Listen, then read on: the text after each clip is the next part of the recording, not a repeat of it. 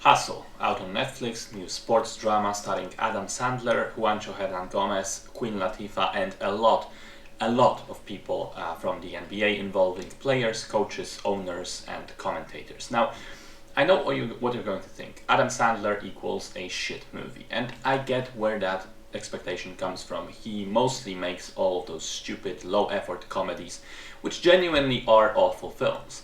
But he himself is not a bad actor. See, he just figured out that those silly comedies sell very well, and so what he did was set up his own production company, hired crews and other film people, and put them on permanent contracts instead of gig by gig arrangements as they usually work in Hollywood.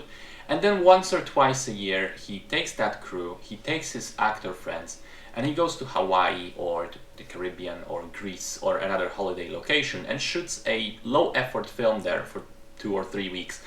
He and his buddies get a paid vacation, his crews are happily and steadily employed, and the people who enjoy these movies get to enjoy these movies. A win-win situation. But every once in a while, Sandler likes to remind people that he can act and works on a more ambitious project. The previous one was the 2019 film Uncut Gems, where he gave a powerhouse performance and was robbed of a fully deserved Oscar. And now we get Hustle, which, okay, maybe isn't a full-on ambitious art house film, but is a genuinely well-made sports story. Sandler plays an aging basketball scout who wants to transition into an assistant coach role so that he gets to stay in Philadelphia with his family instead of traveling the world.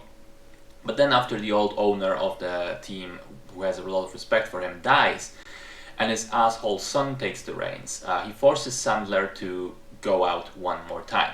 He needs to find a new great player for the team, and only then will he be able to get coaching.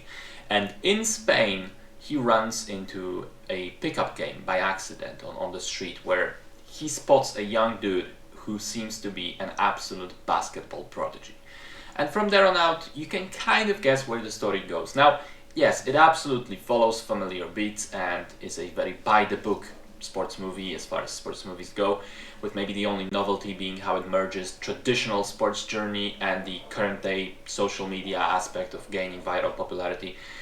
But it's executed so well that its lack of originality doesn't really matter. It's never a problem. The script is solid. I love the banter between the characters and the amount of heart that's ever present in the central relationships.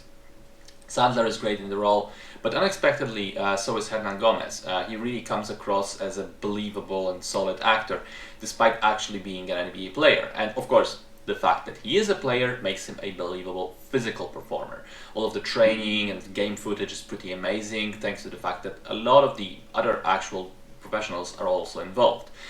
It's also very clear that all the people involved in making this film, including of course Sandler, who is also producing, care a great deal about the sport. It's not made by someone who doesn't know fuck all about basketball. On the contrary, there is a great amount of respect and care that the movie shows towards the game and its history.